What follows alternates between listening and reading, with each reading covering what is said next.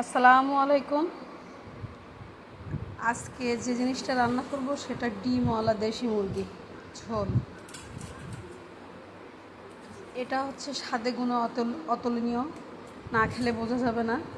তো এটা তো সবসময় পাওয়া যায় না, হঠাৎ করে পাওয়া গেল, এটা খুব রেয়ার। তো আপনারা ভিডিওটা সম্পূর্ণ দেখবেন।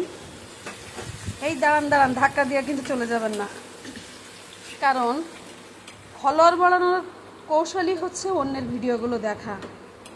তো আপনারা যদি অন্যের ভিডিও না দেখেন তাহলে ফলোয়ার কিন্তু বাড়বে না। এটা খুবই জরুরি ফলোয়ার বাড়ানোর জন্য। তো সম্পূর্ণ ভিডিওটা দেখে লাইক কমেন্ট করে শেষ পর্যন্ত সাথে থাকবেন। ধন্যবাদ।